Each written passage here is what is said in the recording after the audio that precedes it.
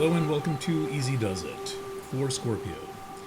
The mid-year now autumn reading for Planet Waves. I'm Eric Francis Coppolino, your friendly neighborhood astrologer here for the next hour or so to catch you up on your planetary transits and talk a little bit about the times that we are in. So why don't we start there?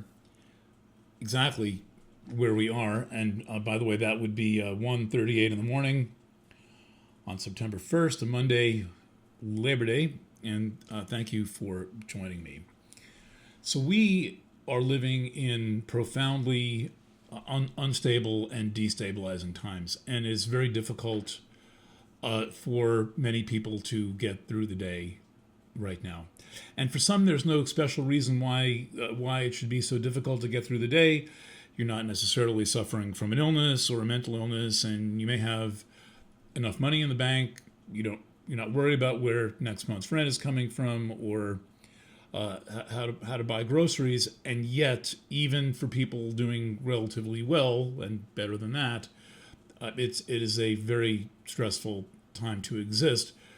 And in my view, and I'm sure you've heard this a lot of times, this has a lot to do with the technology environment into which we have been thrust, and what this does to individuals and what it is doing to society in total. We are experiencing destabilization.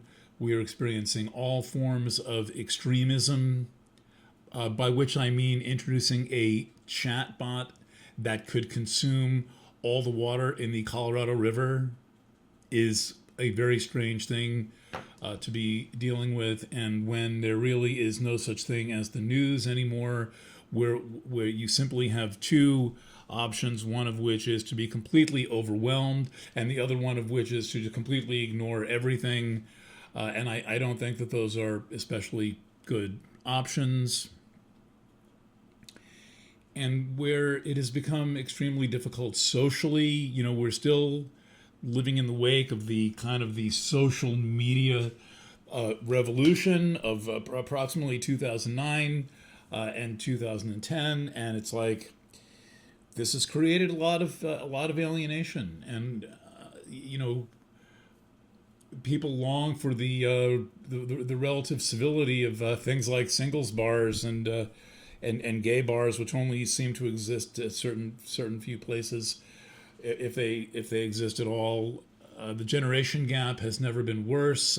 I'm about to send out a letter to my subscribers asking for stories of generation gap and being estranged from your adult children, kids in their 30s and 40s who are not talking to their parents anymore, causing great pain. We have barely recovered from these series of traumas that have seized our society, I would say, going back to the 9/11 incident, which we never had a proper reckoning or healing from. We've never grieved that and what it did to our society, and leading 19 years later, the 2020 crisis. We have not grieved that. Most people have not made any sense out of that scenario. And now here we find ourselves in 2025 on here in upstate New York, a beautiful Monday morning, and I know there's a lot of people wondering what the heck they're going to do with their lives and what seems to have happened to the future. What has happened to the concept of our potential? They have been taken. And I am here to use astrology to help you take some of it back. As Abby Hoffman said in Steal This Book, you're not really stealing, you're just stealing back. And in the spirit of that, let's consider your astrology. Now, before I turn the chart on, I want to just sum up by saying that in the course of 2025, we have had, at what is, by my reckoning, blinding speed and blindsiding, radical, overwhelming planetary transits. These match what's going on in society. It is a perfect match, in fact. The the speed of onset, the totality of the changes. I mean, all four gas giants, Jupiter, Saturn, Uranus, Neptune, comprising 99% of the planetary mass of the solar system. Four planets all change signs within a matter of months. I I, I know I have a book somewhere that might tell me whether that's ever happened before. Neil Mickelson's planetary phenomena. I'll have to look it up, but I have never seen anything. Nor did I honestly understand that when I wrote the 2025 annual. I accounted for each of the transits individually, and then as it started to happen and I started to see how rapidly they just showed up all at once, and who was really expecting the flood the zone effect of the second Trump inauguration, of 100 executive orders signed in the first couple of days in a stadium as a show, just kind of rearranging the legal and bureaucratic framework of the United States in a matter of hours, all pre-written, pre-planned. Well, the astrology actually gives a good picture of this, but what the astrology does that a political analysis does not do. Let's make a little room for this. No, that's the wrong one. All right, here we are. What the astrology does that no political analysis can do, and let me just adjust my camera slightly so that I'm framed correctly. Nothing drives me crazier than not having a pencil in my hand when I'm reading and not being framed correctly. In a video frame here, spoken as your friendly neighborhood photographer. So here we are. We have a picture of the chart.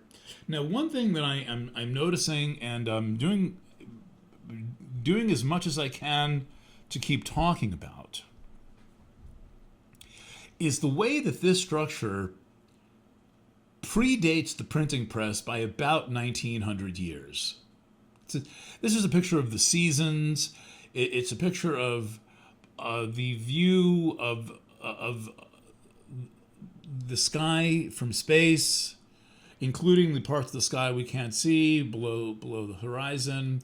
But it's also a model of the psyche. It's a model of the personality that overlays with a model of society.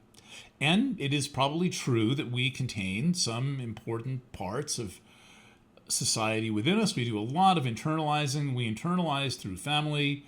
All the great psychoanalytic writers of the 20th century make us hip to this, the way we internalize all of these structures. And you could look at each one of the houses in this presentation as being about some internalized concept of what society is. We can proceed in that light.